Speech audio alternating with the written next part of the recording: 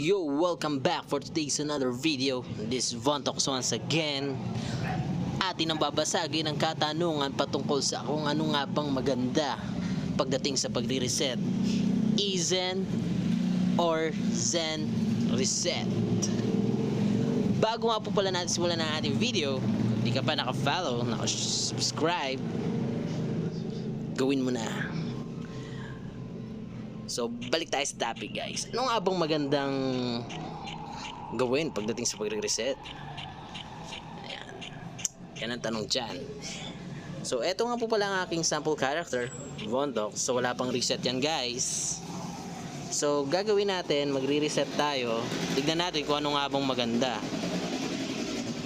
So, click natin user panel. Resets. So, dito may dalawa kapag pipilian. Ezen or Zen. So, dumako muna tayo kay Ezen. Ano nga bang meron kay Ezen? Si Ezen, guys, eto ay load. So, eto, pwede rin siyang free to play. Pwede rin siyang sa mga loader talaga. So, ba't ko nga pala nasabing pwede rin to sa free to play? So, pwede ka naman kasing gumawa ng guys, pang farm mo. Yan, farm account. Then, ibenta mo yung mga na-farm mo through Ezen. Diba? So, yun. Ganon. So, may diskarte din doon kung paano gawin yun. So, yan guys. Yung diskarte patungkol doon, saka ko na ituturo yun sa mga susunod na video. So, yan guys, dito tayo sa Ezen. Ano nga ba meron sa Ezen? Sa Ezen, pag ginamito mo ng Ezen yan guys, meron kang 560 points. While, kung gagamit ka man ng Zen, is meron ka lang na additional 500. So, wala nang dapat itanong dyan. Alam na natin kung anong mas maganda. Siyempre, dun tayo sa Ezen.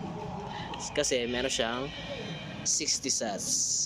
Hindi mo pwedeng ilang lang yan. Sayang din yan. 60 stats din yan, di ba? So, yan guys. So, Ezen reset. So, gagamitan natin to na Ezen. So, reset tayo. Yan. Sa ako kwento yung guys, no? Yung, kasi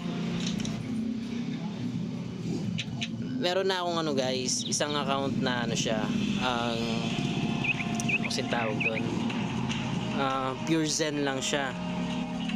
So, inaral ko yung na to. Syempre, ganun naman talaga dapat. Kailangan mong aralin bago mo gawa ng ng video, yung mga bagay-bagay, di ba? So, yan. Ikabit muna natin to sa strength muna natin lahat. So, yan guys. User panel ulit. Reset ulit tayo. Gamitan ulit natin to ng Ezen. Kasi dito, makakatanggap tayo ng 1,120 while sa Zen is 1,000 lang. O, diba? Sayang yung 120 guys. Para siyang kada reset mo may additional siyang 60. Parang ganun, diba? O, tama, diba? O, so yan. Reset ulit natin. So yun guys, dun kasi dun sa sa isa kong account,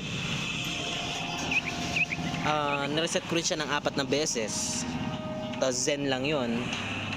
Ayun, ang nakuha kong stats dun ay nakabase kasi yun sa sa Blade Knight So, mamaya, ikikwento ko ayusin muna natin to. Reset muna tayo reset muna natin to ng 4 na beses. So, nakadalawa na naman lang din tayo. So, reset muna natin. So, ayan. Sa Zen, 1,680. While dito is 1,500. So, hindi na kailangan itanong yan. Alam naman natin kung ano yung maganda sa dalawa.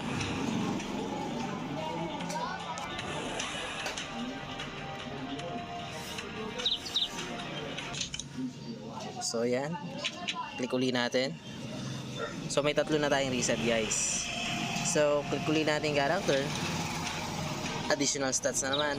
So, kapit na muna natin to sa sa AGI muna. So, reset na naman tayo. So, gamitan na naman natin to ng eSend na naman. So, sa eSend guys, sa pang-apat na reset, meron tayong makukuha na 2,128 while sa Zen is 19 lang. O, diba? Nakikita nyo yung difference. So, sayang talaga yung stats guys kung di kayo mag-eSend. So, reset natin.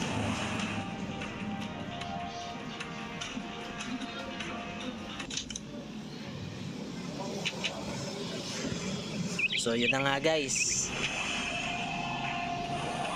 Okay, required na is Master Level 5. So, dito guys, sa Master Level 5, yan o, 2,576. Sa Zenny naman is 2,3. So, nakikita nyo guys, yung stats na nasayang, diba? Sayang din yun. So, yun na nga guys. Ang stats ko kasi sa, sa Blade Knight, ang lagi kong ginagawa is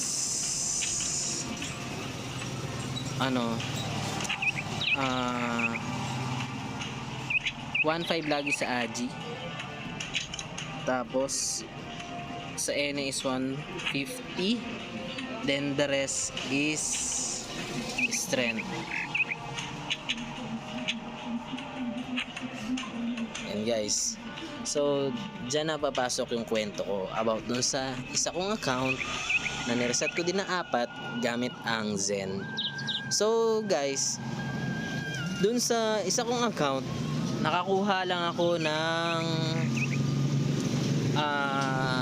sa strength guys, sa strength nakuha lang ako ng 3,238 sa strength, then 1.5 sa agility, tapos 150 sa energy. Dun yun sa Zen guys, sa Zenny 4 na reset. So nakikita nyo ngayon yung difference, diba? Well, eto namang account na to na pure eZen, 3,651. So yun, nakikita nyo, diba? No? 3,238 versus sa 3,651. So nakikita nyo, no? Sayang yung stats guys, diba?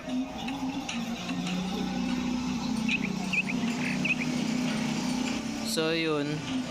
So sa mga gustong mag-top up naman na tipong ayaw na mag-farm, gusto kagad dire-diretso parang main account kagad, wala namang problema dun guys, no? Bali i-click nyo lang yung yung game shop, then click mo lang yung top up, tas kung nakalink na yung account mo na GCash, is pipindot ka lang ng alin sa mga yan,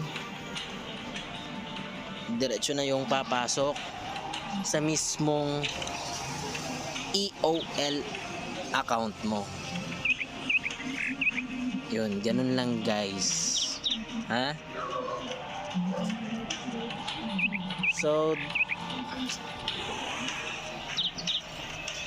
that's it for today's video. Kung may mga katanungan kayo patungkol sa reset or kulang pa yung mga naibigay kong info patungkol sa reset,